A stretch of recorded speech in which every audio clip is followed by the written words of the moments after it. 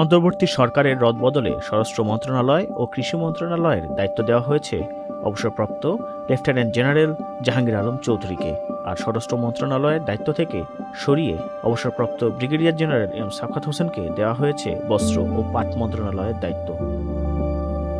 স্বরাষ্ট্র মন্ত্রণালয় থেকে সরিয়ে দেওয়া নিয়ে প্রতিক্রিয়া জানতে চাইলে এম সাখাওয়াত হোসেন বলেন, এতে মন খারাপের কিছু নেই। আলহামদুলিল্লাহ, আমার যতটুকু করার সাধ্য ছিল করে আসছি। অন্তর্বর্তীকালীন সরকারের স্বরাষ্ট্র উপদেষ্টার পদে যুক্ত হয়েছেন শপথ নেওয়া নতুন উপদেষ্টা অবসরপ্রাপ্ত লেফটেন্যান্ট জেনারেল জাহাঙ্গীর আলম চৌধুরী।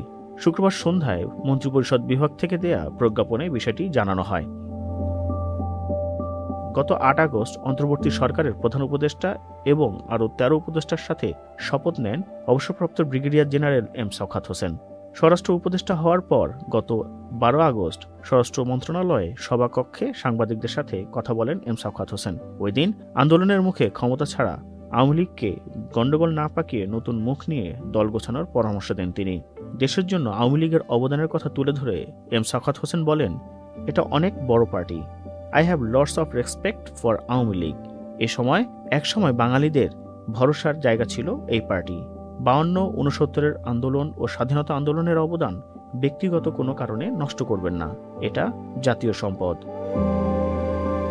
সে সঙ্গে ভারতে থাকা সাবেক প্রধানমন্ত্রী শেখ হাসিনাকে দেশে ফেরার পরামর্শ দিয়ে সাখাওয়াত হোসেন বলেছিলেন, আপনি ভালো থাকেন, আবার আসেন, আমরা সবাই আপনাকে শ্রদ্ধা করি, কিন্তু গণ্ডগোল পাকানোর মানে হয় না, এতে লাভ হবে না, বরং লোকজন আরও ক্ষেপে উঠবে।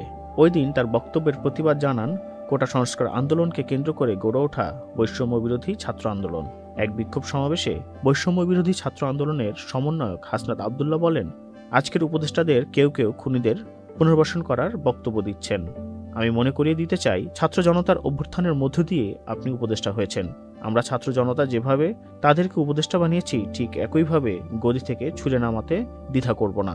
উল্লেখ্য, ওই রাতে সাখাওয়াত হোসেনের পদত্যাগের দাবিতে ঢাকায় বিক্ষোভ কর্মসূচি পালন করে বিএমপি।